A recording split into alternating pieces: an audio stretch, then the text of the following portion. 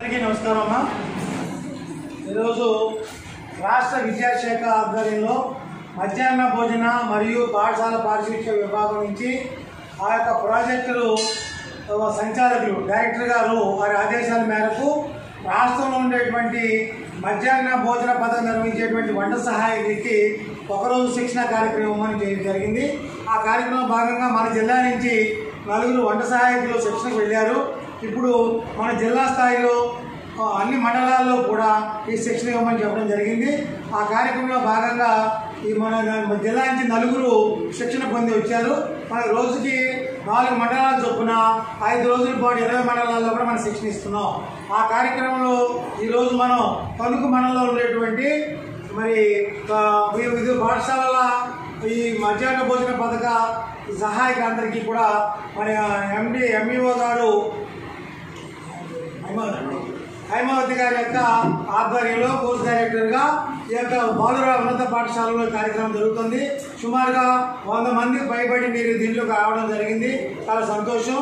అయితే ఈ శిక్షణా కార్యక్రమం అనేటువంటిది ఎందుకు పెట్టారు అనేటువంటిది అంటే మీ 20 సంవత్సరాలు మీరు వంటలు చేస్తున్నా వంట పట్ల అవగాహన కూడా మరికొన్ని ముఖ్య మెలుకువలు మరికొన్ని మిమ్మల్ని అందరూ అప్రమత్తం చేసి 100% పిల్లలు తినడానికి రుచిగా ఉండడానికి మీ అందరికీ కూడా శిక్షణలో ట్రైనింగ్ కోసం మేము పిలవడం జరిగింది.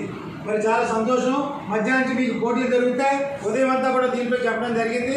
ఆ పోటీలు ఏవైతే మెనూ ఉందో ఆ మెనూ పోటీలు పదార్థాలు తయారు చేశారు. చక్కగా స్టవ్లు అన్నీ తెచ్చుకొని ఇక్కడ ఇదే ప్రాంతంలో తయారు చేసినందుకు మీ అందరికీ కూడా అభినందనలు తెలియజేస్తున్నాను. మీ అందరికీ మరొకసారి చెప్పండి. అభినందనలు మీ అందరికీ నేను తెలియజేస్తున్నాను. తర్వాత మరొక విషయం ఏంటంటే మీకు నిర్దేశం అమ్మ మీరు చేయవలసిన పని ఏంటంటే మీరు చక్కగా ఉదయాన్నే ఆ రోజు మెనూ ప్రకారం పదార్థాలు జాగ్రత్త పెట్టుకొని వంటగది శుభ్రంగా ఉంచుకొని నూనె కానీ ఉప్పు కానీ కారం కానీ తర్వాత ఏ పదార్థాలైనా మంచి నాణ్యమైనటువంటి కొనాలి. డబ్బాల్లో భద్రపరుచుకోవాలి.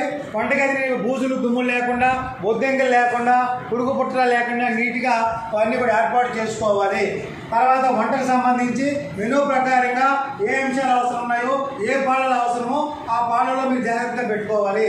కొన్ని ఆకుకూరలు అలాంటివి చేసినప్పుడు వాటి మీద పురుగులు కానీ ఉన్నా పురుగు గుడ్లు అలాంటివి ఉన్నా కూడా అది తుంచేసి వేడిని అది గోరువెచ్చది ఆ ఉప్పు నీటిలో వాటి నానబెట్టి చేయాలి. ఆకుకూరలు తరిగిన తర్వాత నీటిలో వేయకూడదు. కూరగాయలు తరిగిన తర్వాత నీటిలో వేయకూడదు.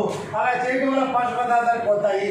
కాబట్టి సంఖ్యను బట్టి ఈ పిల్లలకి ఎంతమంది ఎలా వండాలి చక్కగా అందరూ వండాలి.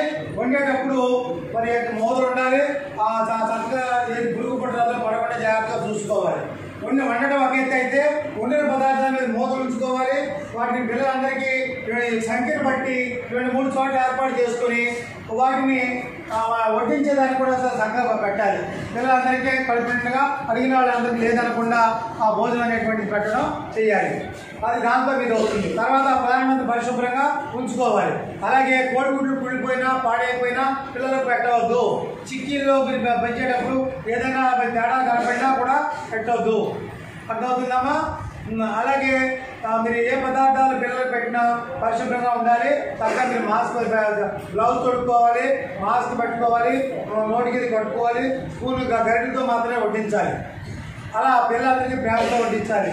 నేను చివరిగా చెప్పేది ఏంటి అంటే 20 సంవత్సరాలుగా చేస్తున్నటువంటి మీ అందరికీ కూడా అభినందనలు విద్యాశాఖ తెలియజేయడమే కాకుండా మరి మీరందరూ పరిశుభ్రంగా వాటిని వంటను మీరు రుచిగా చేయాలి, రుచిగా వండాలి, పిల్లల ప్రేమతో వడ్డించాలి. మొత్తం నేను చెప్పినట్టు ఈ 3 పదార్థాలు వచ్చేసి కాబట్టి మీరు అలా చేస్తారని చేయగలుగుతారని ఎంతవరకు చేస్తున్నారు. మరి రాబోయే కాలంలో చేయండి. మీకు మంచి జరుగుతుంది. మీ కష్టానికి ఫలితం లభిస్తుంది. ఇవాళ సమావేశంలో చాలామందికి సమస్యలు చెప్పారు.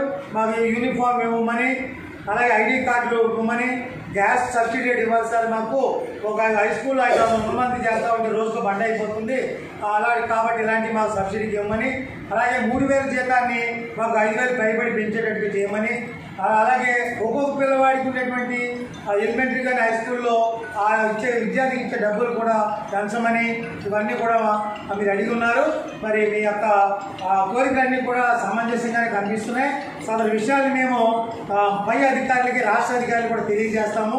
మీరు కూడా మీ దగ్గరికి వచ్చేటువంటి కలెక్టర్ గారు కానీ లేదా ఏదైనా ప్రజాప్రతినిధులు వచ్చినప్పుడు మీ సమస్యలు మీ ద్వారా వాళ్ళు తెలియజేసుకుంటే వాళ్ళు కూడా స్పందించి మీ సమస్య పరిష్కారం కనుగొంటారు. కాబట్టి చివరిగా మేము కోరేది ఈరోజు మీ యొక్క తణుకు మండలంలో ఎంఈఓ హైమావతి గారి ఆధ్వర్యంలో వాళ్ళ బృందం యొక్క ఆధ్వర్యంలో అలాగే మనకు ఉండేటువంటి రాష్ట్ర స్థాయి శిక్షణ పొందినటువంటి మాస్టర్ ట్రైనింగ్స్ సరళ లక్ష్మి వాళ్ళ మాస్టర్ కూడా ట్రైనింగ్ అయి ఉన్నారు. వీళ్ళందరి సమక్షంలో చక్కగా జరుగుతుంది.